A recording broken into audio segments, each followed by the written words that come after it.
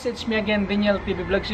Yung topic po natin ngayon nga pala is tungkol po dun sa bagong plaka ni LTO na ini-issue, which is marami pong magtatanong sa akin sa page, sa Facebook page ko po, marami pong nagtatanong. Then i-share ko na rin po kung paano po nakuha yung aking plate number. So actually, yung kailangan po talaga ni LTO is yung original na photocopy po. Photocopy ng ORCR tsaka yung valid ID. Dalawa po yon. Dapat mayroong signature din na tatlo. So yung kailangan nyo talaga, ipapaserox nyo lang po.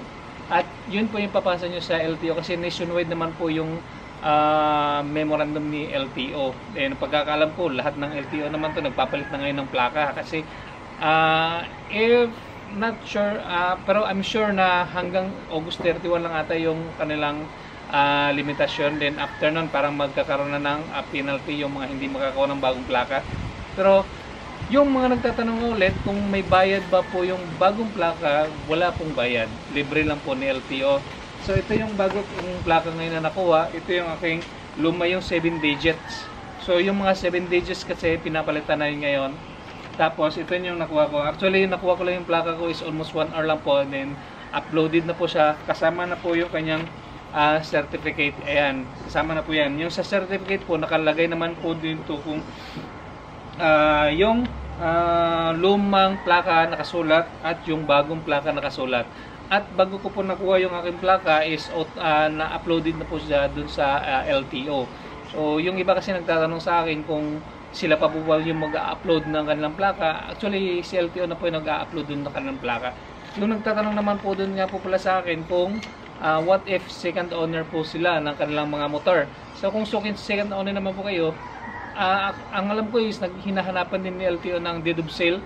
Pero yung isa kasing motor ko is nabili ko na second hand, yung FZ, is wala po siyang plaka, expired po siya ng 6 years kasi 2019 yung last nila na restro. Then nakakuha pa rin ako ng plaka. So yung ginamit ko lang doon na pag-claim is yung kanyang ORCR, tapos yung valid ID mismo nung unang may-ari ng motor. So yung kanyang valid ID ang ginamit ko. Then na-release naman po kasi naka-temporary plate lang po yung kanyang FZ na 2016 model. Then wala po kasing plaka yung time na yun. At nung nakuha ko naman po is madali lang naman siya, almost ganun din, isang oras lang din akong naglinya pagkatapos nang i-upload yung plaka.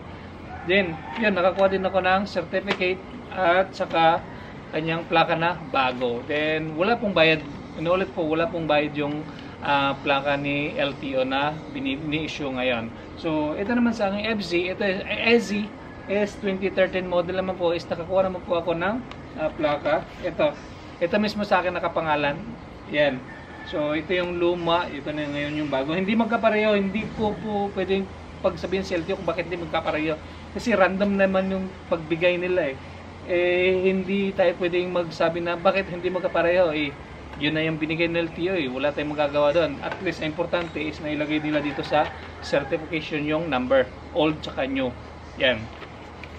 Yung nagtatanong din po ulit kung saang LTO po ba meron.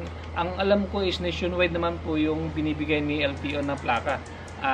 Hindi lang po pili yung lugar kasi dito sa amin actually ako po nasa dito sa Cagayan de Oro, din mabilis lang po yung proseso. Meron din po silang tinatawag na offline bayanihan nata yun. Meron punta ka lang doon, then bigay ka lang ng requirements, pasa mo lang, then makukuha ka ng plaka.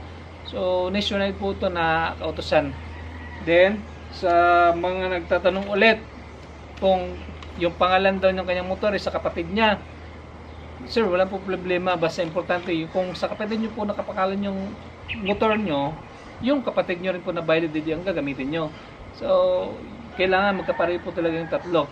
Hindi po pwede na yung valid ID mong gagamitin mo, hindi naman siya nakapangalan yung motor. Hindi po kayo bibigyan ng plaka ni LTO. So ulitin ko po, libre lang po yung plaka na ibinibigay ngayon ni LTO.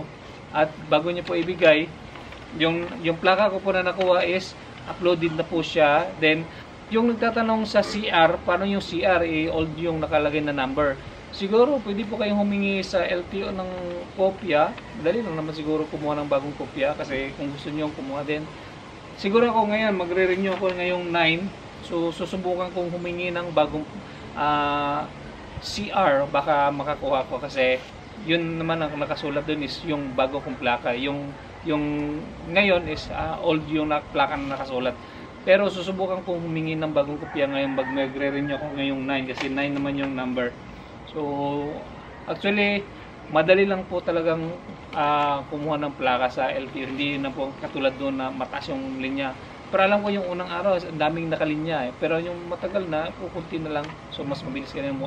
So yun lang po talaga. So kung wala pa po kayong plaka, punta na po kayo sa LTO. Then bigyan nyo lang yung requirements na hiningi ni LTO. At malay mo, makakuha na ng bagong plaka. So yan lang po. It's my life. Lazy. It's my life.